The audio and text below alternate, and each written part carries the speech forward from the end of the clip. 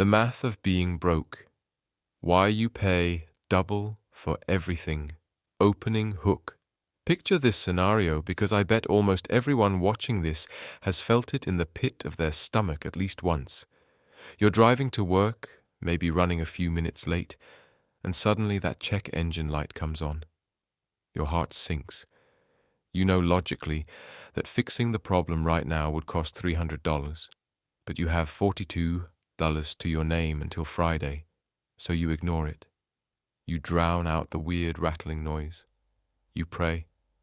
And because you didn't have that $300 then, 2 weeks pass and your car breaks down on the highway. You need a tow truck, which is $200. The repair is now $2,000. And because you can't get to work, you lose $1,000 in wages. This isn't bad luck. This is a mathematical trap. And my heart, once you understand the math, you're going to be dread at how the entire system is designed to keep you paying double for everything. Introduction. My name is Elon, and I spend way too much time thinking about why being broke is literally more expensive than being rich, and how the financial system profits from keeping you in that cycle. If you're someone who feels like you're working harder than ever, but your bank account keeps moving backwards, or you're constantly one emergency away from financial disaster, make sure to hit that subscribe button and give this video a thumbs up if this helps you out. Because gangster, what I'm about to show you isn't about cutting out lattes or avocado toast. This is about the structural poverty premium that mathematically makes it impossible for millions of people to save money in 2025. Part 1.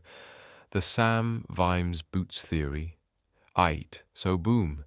There's this concept from a book called Men at Arms by Terry Pratchett.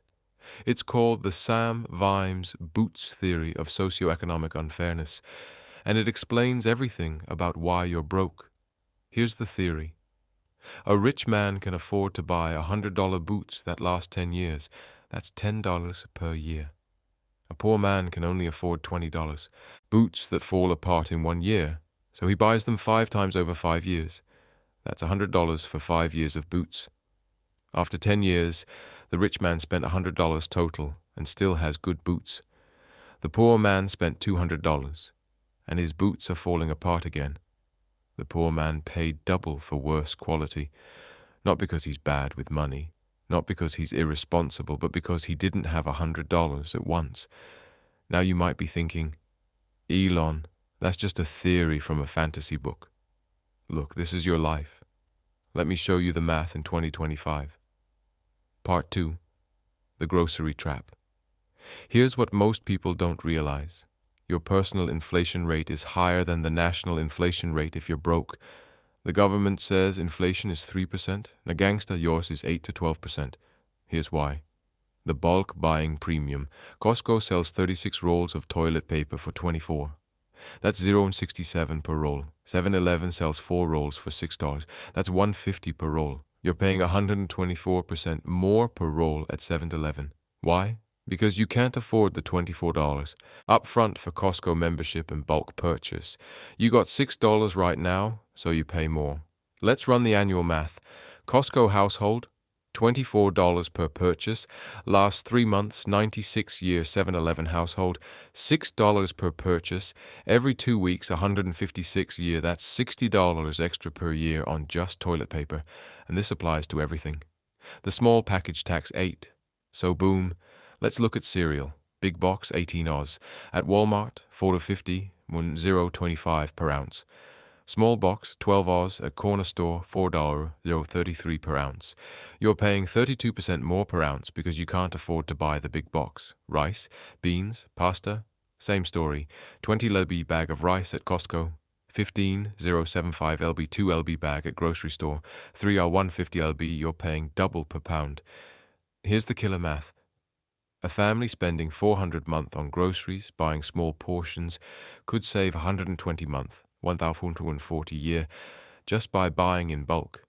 But they can't, because they need that $400 stretched across 4 weekly shopping trips, not dropped in one bulk purchase. This is where it gets really interesting. According to a 2024 USDA study, Low-income households pay 15 to 30% more for the same food items compared to households that can afford bulk purchases. That's not a lifestyle choice. That's a poverty tax. My heart, you're literally being charged extra for being broke. Part 3. The banking scam. Let's talk about how banks profit from poverty, because this is day room levels of exploitation. Overdraft fees, you got $15 in your checking account. You forgot about that $17 automatic payment. Boom. Overdraft. Bank charges you $35. So you paid $52 total, $17 spot, $35 fee for a $17 transaction. That's a 2 or 6% interest rate on a 2-day loan you didn't even ask for. A 2024 Consumer Financial Protection Bureau report found that Americans paid $8.8 billion in overdraft fees in 2023. And guess who's paying them? Not rich people. They got buffer money. It's people living paycheck to paycheck. Let me show you the cascade effect. Day 1. Overdraft on $17 charge, $35 fee, balance, $37. Day 2, another payment hits for $25, another $35 fee, balance $97. Day 3, third payment for $40, another $35 fee, balance $172. You're now $172 in the hole before your paycheck even hits. And when it does hit $500, you're left with $328. Meanwhile, the person with a $5,000 buffer never pays a single fee. Minimum balance fees, Chase Bank. If your balance falls below $1,500, you pay $12 a month. So because you don't have $1,500, you pay $100 for a year. Over 10 years, that's $1,140, almost enough to have the $1,500 buffer you needed. But wait, it gets worse. Check cashing fees. Don't have a bank account? Check cashing places charge 5% of your check. $500 paycheck, $25 fee just to access your own money. Do that bi-weekly for a year. $260, $650 in fees just for not having a bank account, which you can't get because you don't have money to keep the minimum balance. What's the word? See the trap? Part 4. Buy now, pay later. The new poverty trap, Klarna, Afterpay. Affirm. These apps seem helpful, right? Split your $100 purchase into 4 payments of $25. Except, here's what they don't tell you. The psychology.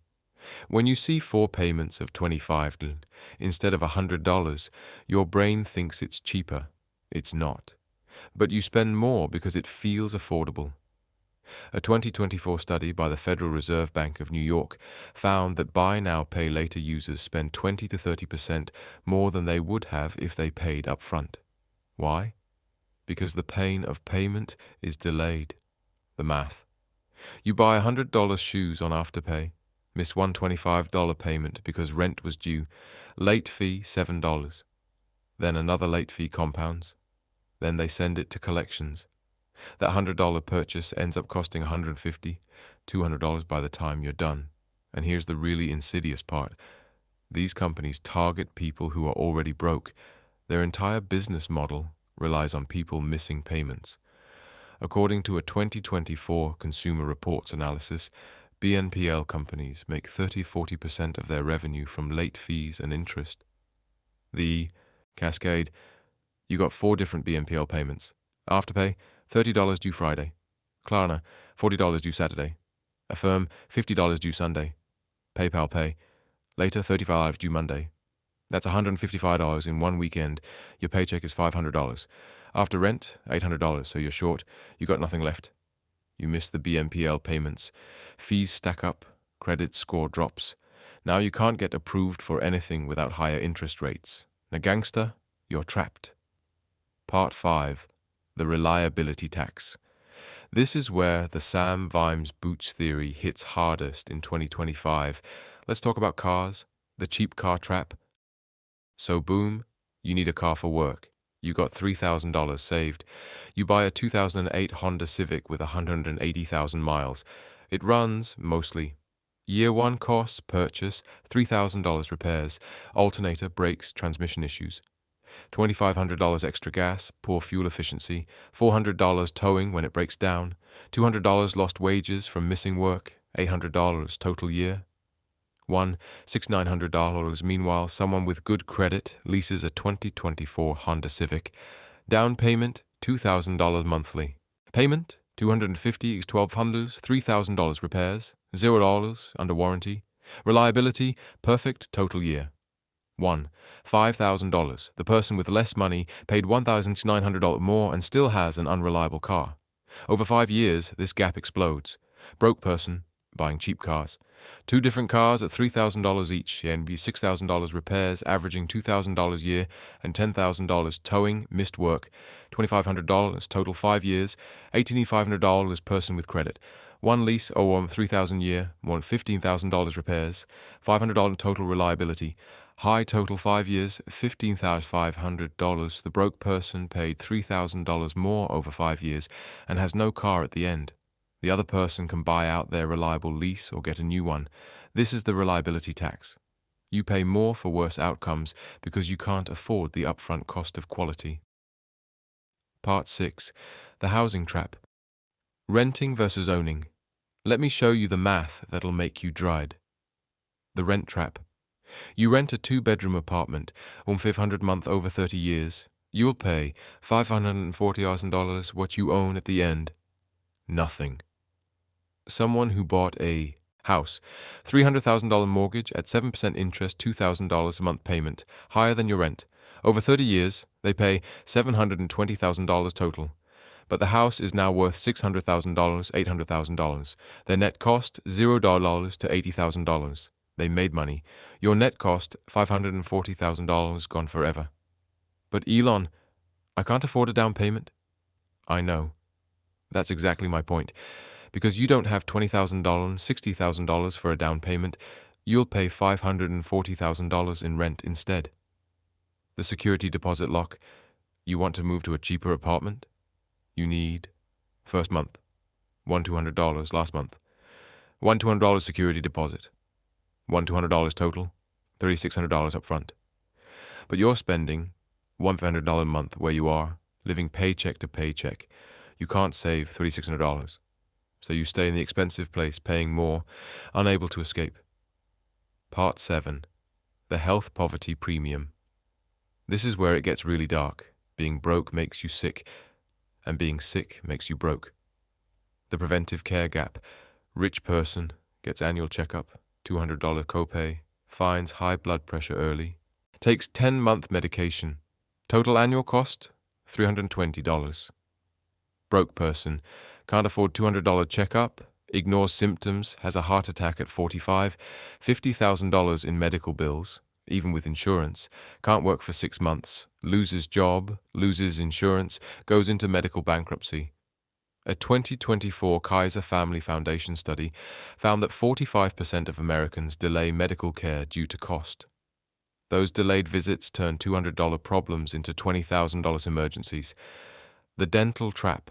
Regular cleanings, $150 every 6 months, out of $300 a year, prevents cavities, gum disease, major issues. Skip cleanings because you can't afford $150. 3 years later, 4 cavities, gum disease, need root canal.